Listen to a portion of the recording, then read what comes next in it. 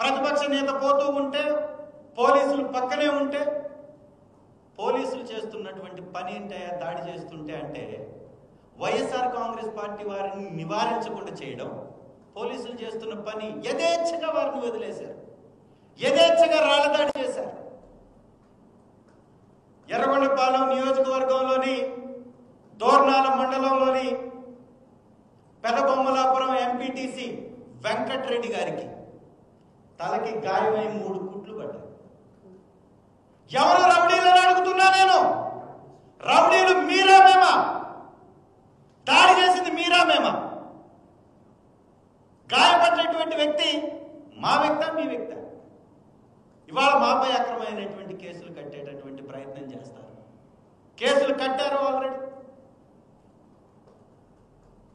నీతి మాలినటువంటి రాజకీయానికి care of address గా ఆంధ్రప్రదేశ్ మారిపోతుంది అనేది చాలా స్పష్టంగా వారి విధానాలలో స్పష్టంగా కనపడుతుంది.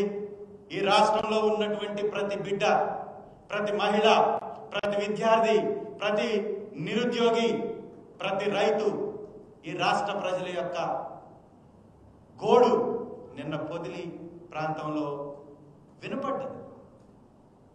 దీన్ని తట్టుకోలేనటువంటి చంద్రబాబు నాయుడు గారు రోజు రోజుకి జగన్ గారికి పెరుగుతున్నటువంటి జనాధారాన్ని తట్టుకోలేనటువంటి చంద్రబాబు నాయుడు గారు వైఎస్ఆర్ కాంగ్రెస్ పార్టీ బలపడడాన్ని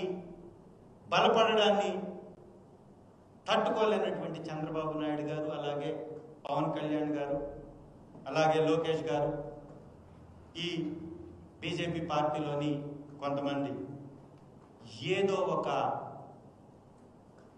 కార్యక్రమానికి తెరలేపి సెన్సేషన్ క్రియేట్ చేసేటటువంటి ప్రయత్నాలు చేసి కేసుల పేరుతోటి అరాచకాన్ని సృష్టిస్తూ పక్కదారి పట్టించేటటువంటి ప్రయత్నం, సమస్యల్ని ఒక పక్కదారి పట్టించేటటువంటి ప్రయత్నం చేస్తూ వీరిది కొనసాగిస్తున్నారు. ప్రజలారా, ఏపీ రాష్ట్ర ప్రజలారా, ఈ 1 సంవత్సరం ఈ కూటమి పరిపాలన కాలకూట విషమతో సమానంగా సాగిందే తప్ప ఏమాత్రం ప్రజాశ్రేయస్సు క్షేమంతో సాగలేదు అనేది చాలా స్పష్టం.